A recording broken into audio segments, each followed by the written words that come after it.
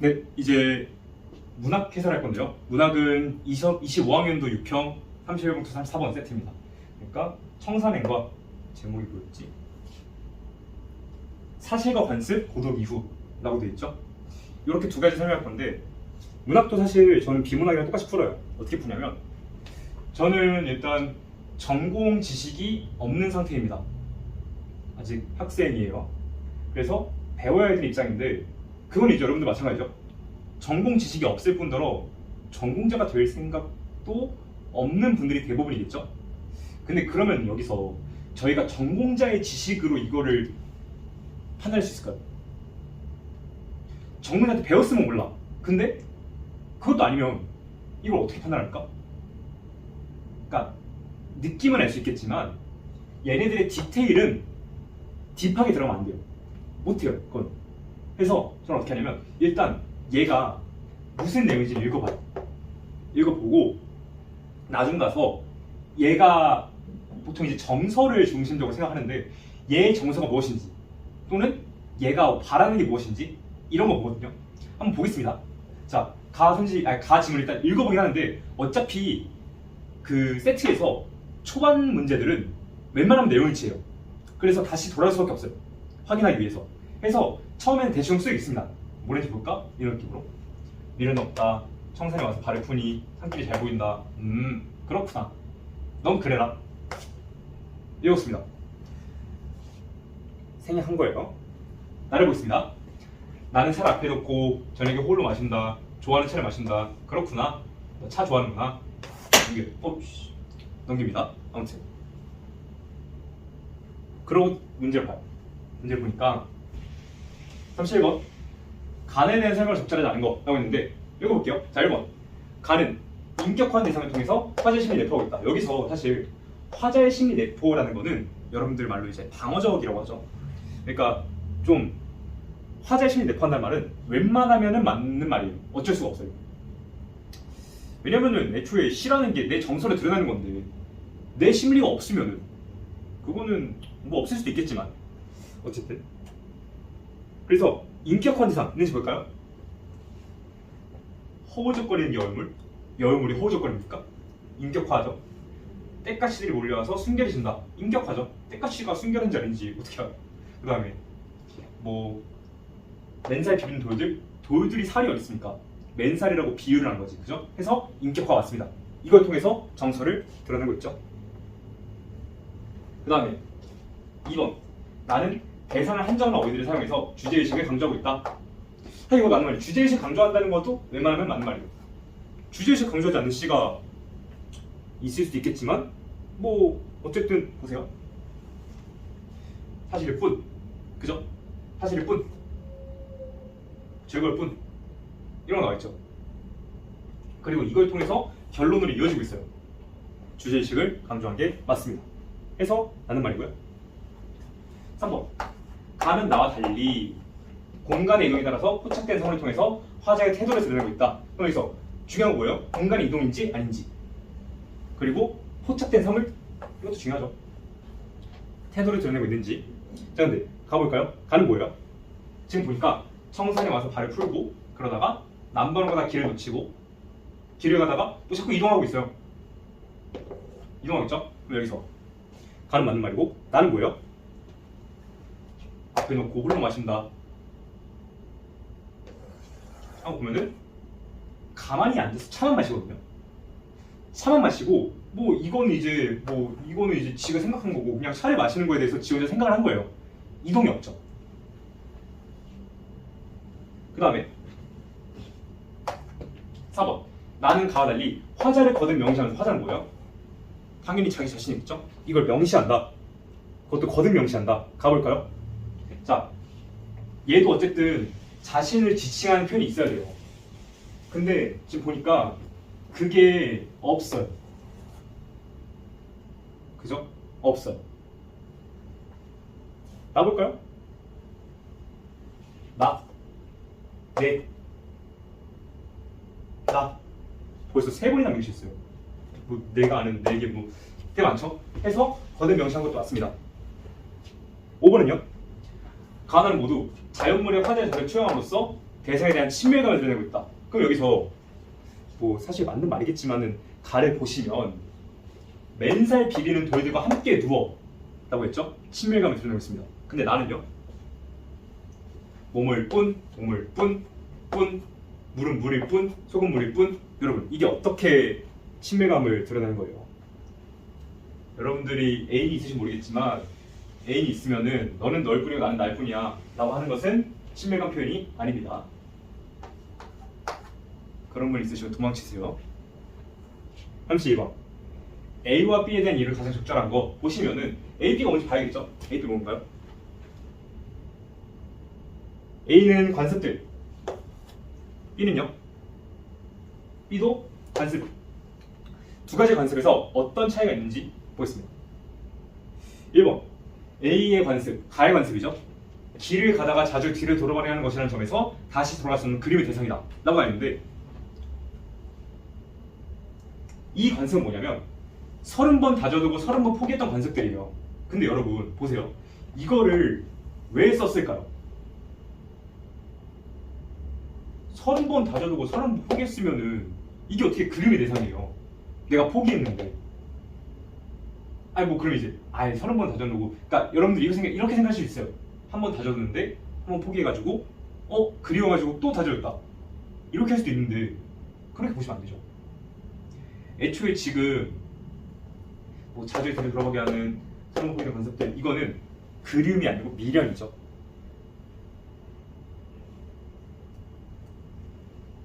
그리고 애초에 다시 돌아갈 수 없으면 30번 안 했겠죠. 못 했겠죠. 2번. B는 호울로 하는 행위라는 점에서 행위 주체 사회적 고립을 드러내고 있다. 그럼 호울로, 당연히 혼자겠죠? 그럼 여기서 호울로가 고립을 나타내는지, 여기 호울로 마신다. 자 여러분, 저는 MBTI T가 고정 100이에요. 고3 때부터 지금까지 한 6번 했는데 계속 100 나왔어요. 그럼 이제 여기서 약간 상황에 공감한다 이런 게 있을 수가 없거든요. 근데 그렇게 하셔야 되는 게, 공감을 한다는 것 자체가 내 주관대로 생각을 한다는 거잖아요. 당연히 화자에 집중해서 생각을 해야지, 공감을 할 거면 제대로 하셔야 되는데 공감을 잘못하는 순간 틀립니다. 그럼 여기서 보세요. 그냥 사회적 고립이 뭔지 보는 거예요. 팩트를 기반으로. 사회적 고립은 뭐예요? 소외, 왕따, 따돌림 이런 거죠. 근데 여러분, 얘는 홀로 차를 마시고 있어요. 그러니까 혼차죠. 저희 세대의 말로 표현하면 뭐예요? 혼밥. 그럼 여러분, 혼밥이 사회적 고립이에요. 그것도 얘는 지가 원해서 하는 건데, 얘가 뭐 같이 참을 사람 없어가지고 혼자 마셨어요? 그건 아니잖아요. 그러니까 여러분, 혼밥은 나쁜 게 아니다. 혼밥 좋아요. 대학가시면 많이 할 겁니다. 그 다음에 아무튼 이번은 틀린 말이고요. 3번. A는 바라봄의 대상이 서쪽 말과 관련되어 있다는 점에서 피안에 대한 지향. 피안은 뭐냐면, 이게 이제 저도 이 당시에 피안이 뭔지 몰라가지고 이문제 틀렸었는데, 피안이 약간 불규정 용어예요. 그러니까 이상세계를 뜻하는 말인데, 그 다음에 B는 일괄에 마친 저녁과 관련되어 있다는 점에서 안식에 대한 지향이다 라고 나와있어요. 그럼 볼까요?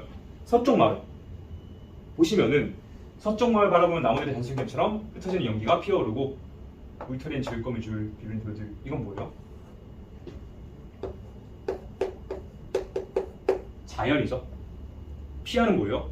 이상세계죠. 아예 다른 거예요. 아예 다릅니다. 그 다음에 이거를 모른다 쳐도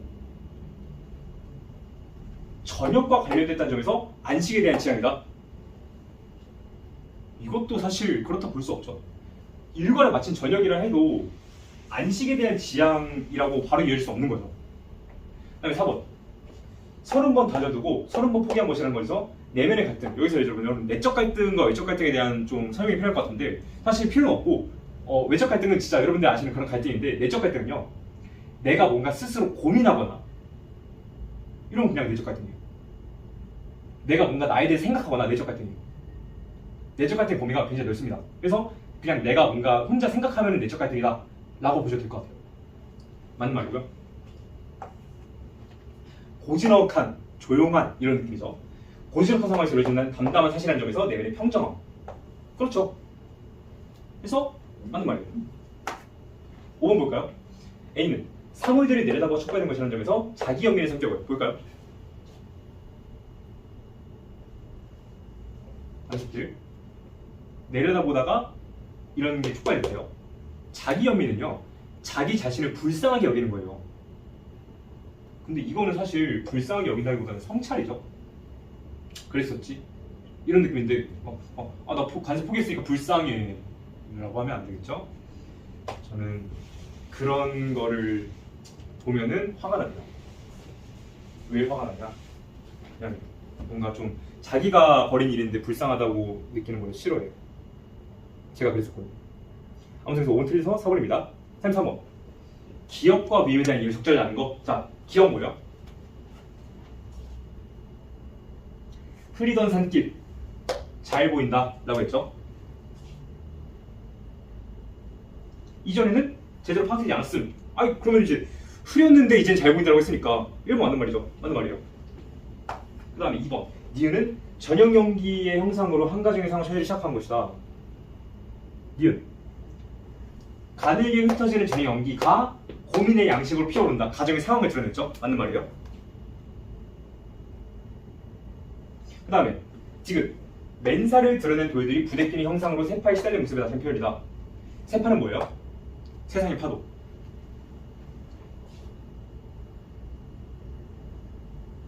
근데 돌들과 함께 누워서 세상을 알아보지 않은 것들과 함께 잠들고 싶다고 했어요. 그럼 뭐예요? 돌들은 세상을 알아보지 않은 것들이에요. 근데 이게 어떻게 세파입니까? 비비는 돌들은 그냥 진짜 비비는 거지 세파에 시달릴 수가 없어요. 알아보지 않은 것들이라면서요, 돌들은. 그래서 3번이 맞는 말입니다. 4번은요. 리을은 차를 마시는 것이 화자의 손에 따른 주체적 행위를 드러내는 표현이다. 그럼 여기서 차를 마시는 거, 근데 여기 보면 아침에 표시가 있네. 이게 제가 이렇게 하고 나가 어쩌다가 표시된 거죠? 스스로라고 있어요. 그러니까 누구의 시킴을 받아가 아니고 차를 마시는 것은 스스로 하는 거라고 했어요. 주체적 행위가 맞죠?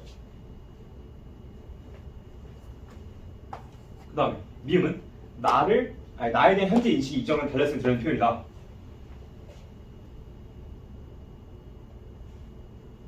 아니 근데 이거는 사실 나는 나일 뿐인데 이제는 차를 마시는 나가 인식이 달라졌죠. 나에서 차를 마시는 나. 그쵸? 그래서 달라졌습니다. 자, 33번 볼게요. 보기는, 여러분 보기에 대해서 되게 말이 많은데 보기라는 거는 약간 평가를 제공하는 내비게이션 같은 거예요. 그러니까 보기를 봐도 좋고 안 봐도 좋은데 이런 느낌이죠. 내가 길을 몰라. 내가 진짜 갈피를 못 잡겠어. 그런 보기에 의존하시고요.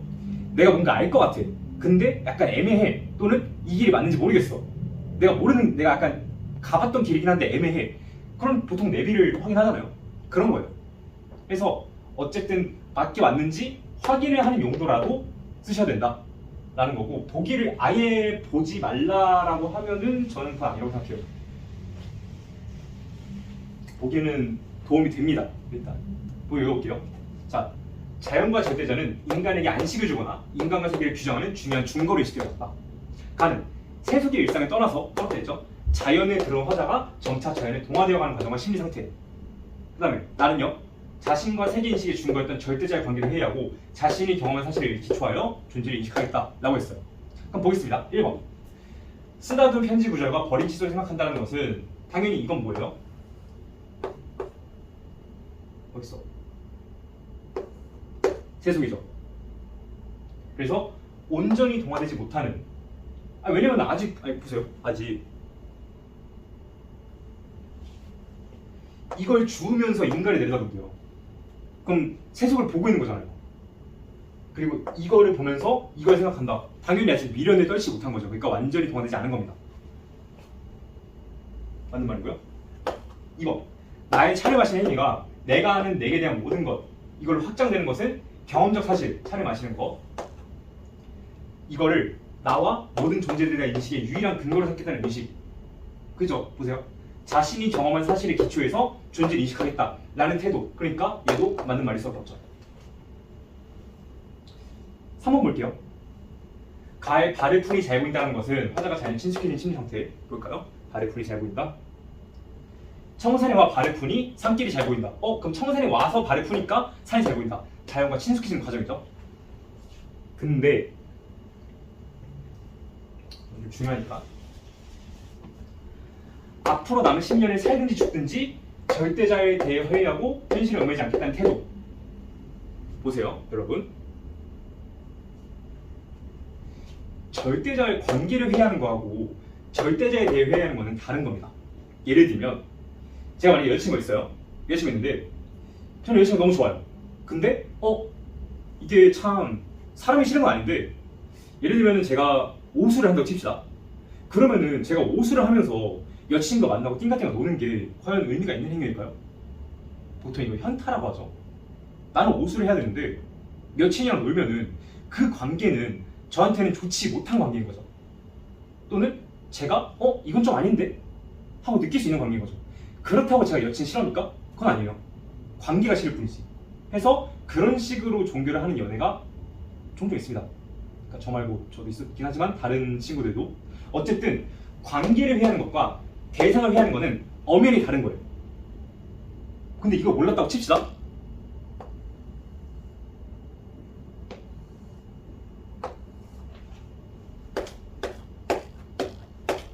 반대죠? 3번입니다. 보이죠?